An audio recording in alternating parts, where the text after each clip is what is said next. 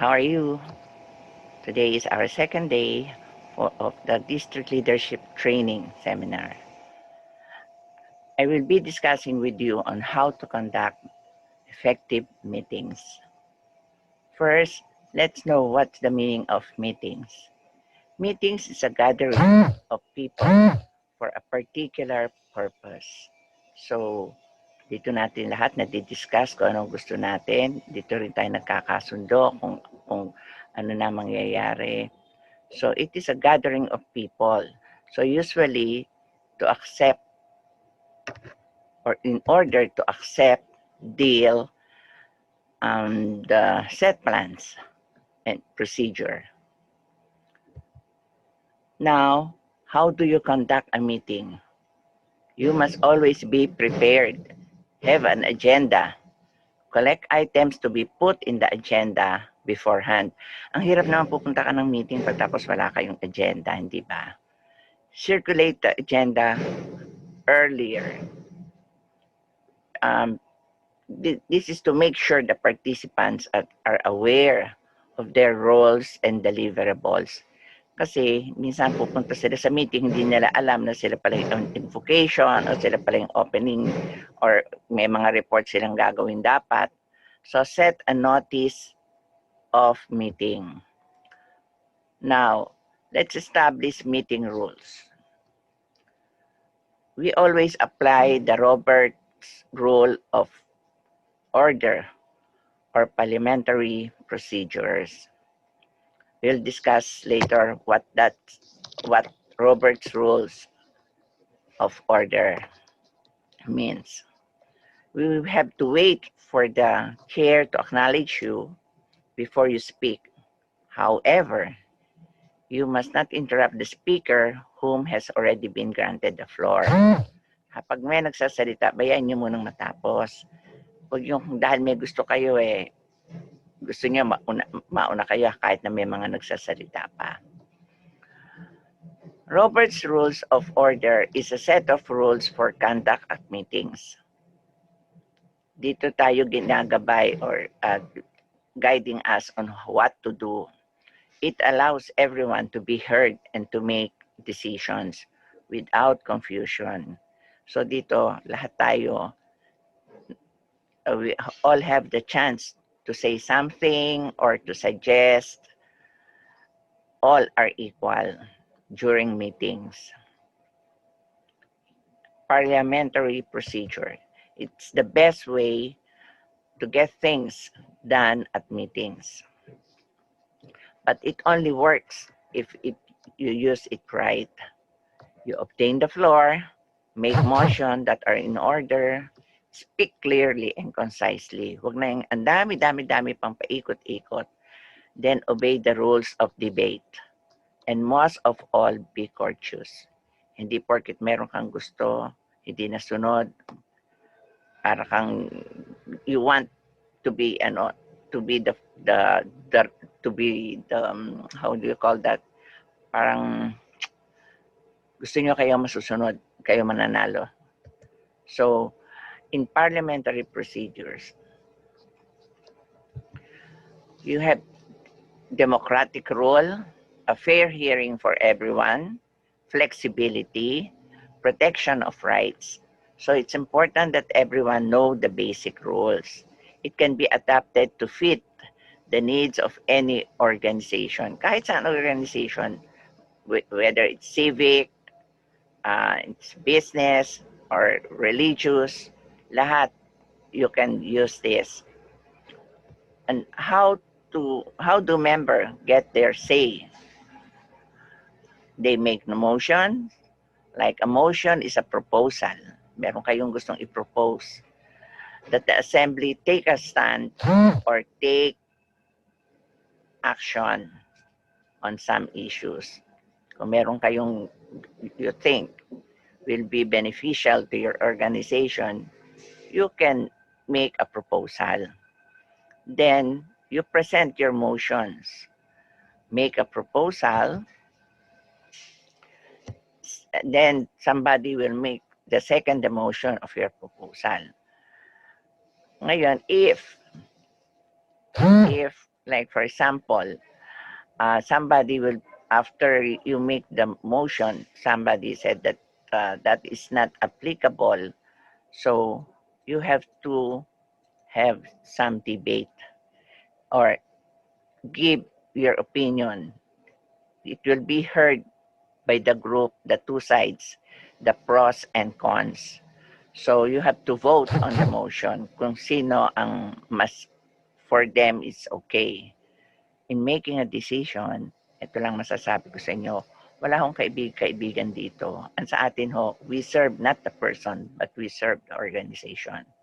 So how do members get their say? As I said, you have to make the motion, then you have to second the motion, and if there's no opposition or nothing, nobody opposed, then you can go to the vote on the motion. If there is somebody who will be opposing, so there will be a debate. And also, vote on the motion so you can arrive on a decision. Then after that, how do you vote? There are three types of voting. First, by show of your hands. You raise your right hand to vote, to voice out your vote. Pag sinabing raise your right hand, wag naman ho yung kamay nyo ay nakatago sa ilalim ng mesa. Itaas nyo yung kamay nyo. Siguro naman wala naman ho sa atin ng merong so na hindi tayo na nahihiya tayong itaas ang kamay natin. You have to raise your right hand high so that they will see on your vote and your vote will be counted. So by a general consent, when a motion is not likely to be opposed, general consent yon. Another one is if a person, magro-roll call yun eh. So if you have to say yes or no or just say present. Pag sinabing mong present, that means either you're abstaining or nasa neutral kayo. So yun know ang tatlong klase on how to vote. Show of hands, general consent, or yes or no. The presider says if there is no objection, members show agreement by their silence. So silence means yes. Remember, members show agreement by their silence. Pag kayo tahimik lang, wag na kayong magreklamo pag sinabing bakit ganon, eh wala pa naman akong sinasabi. Once you didn't say anything or you didn't raise your hand or say yes or no, wag ko kayo maninisi because silence means yes. If general consent, you know, ang general consent. So now,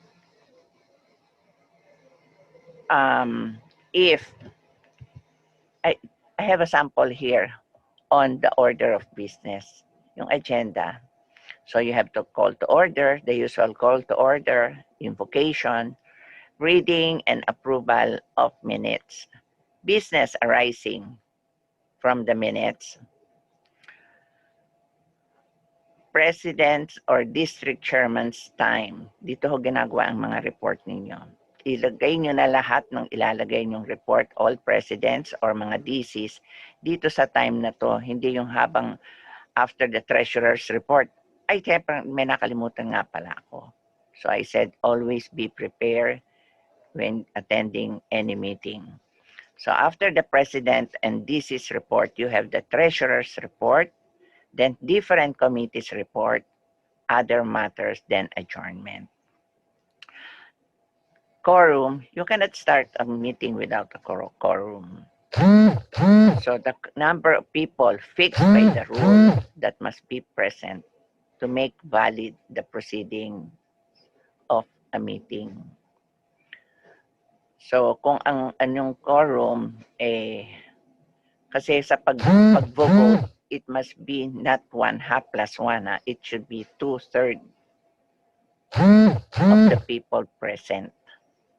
So, if someone says, I object, the matter must be put to vote. Heto na naman tayo. Pag may nag-object, kailangan pag-usapan to. Hindi po porket ang nag-object, ang kanyang position is lower, hindi niya napapansinin.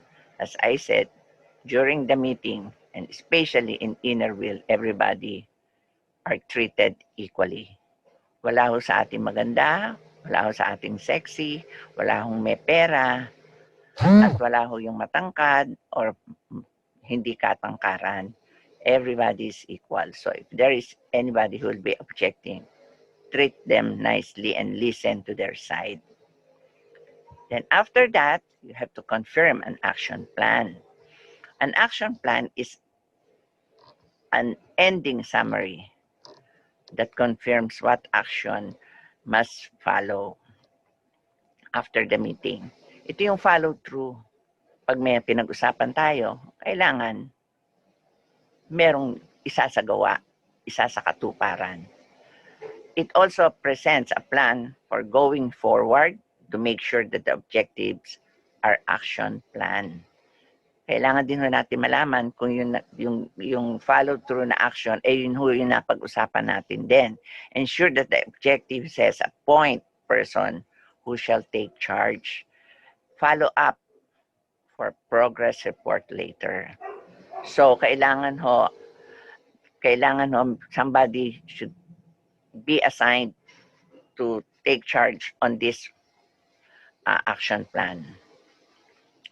Follow the progress report later. Stay on the topic. This is confirming an action plan. Nandito pa rin ho tayo. Limit discussion on specific topic on the agenda. Naku, marami ho ditong matatamaan yata. Kasi may mga iba ho, kunyari, ang pinag-uusapan tungkol na ho sa isang project. Example, we are discussing on the medical mission. Tapos may papasok na isa. Ay, oo nga pala, ano ho ba nangyari last time? Yung ganon, di ba? Maraming ganyan dyan. Yung ibig sabihin ho nun, you are going to a meeting, you are attending the meeting without focusing or without feeling yourself as part of the meeting. So you always, next, you have to tap people or connections to make the necessary resources to meet the objective within the specific time frame. So kailangan ho meron tayong time frame pag nag-uusap tayo na may gagawin tayo. Kundi ho baka matapos na ho yung inner year, hindi pa ho tayo tapos doon sa ating project dahil wala ho tayong time frame. Okay, here are the tips. In the interest of time, hold questions and comments until after the speaker has presented. So, kailangan patapusin niyo muna yung speaker kasi baka ho meron siyang dinidiscuss na itatanong nyo, magtatanong kayo, yung pala part yun sa kanya i-discuss. And also, disagree but do not be rude and interruptive. Work on things you can agree about first, then decide for the good of the majority. So, yan ho, always, para hindi tayo how can you say that? Yung pag may nagdi-discuss na yung speaker, pag in-interrupt nyo, talagang minsan, it's really will add time to our meetings. Kasi, madidistract na yung speaker, madidistract pa rin yung mga people attending. So, ang kalaunan niyan, ang time natin, instead na matatapos tayo agad, hindi tayo matapos-tapos. Dahil sa paulit-ulit ang ating pinag-uusapan. So, as I said, good luck to you and to conduct a very informative, formal, and friendly meeting. Thank you and good day to you. Meron pa ho akong another topic to be discussed with you. Thank you.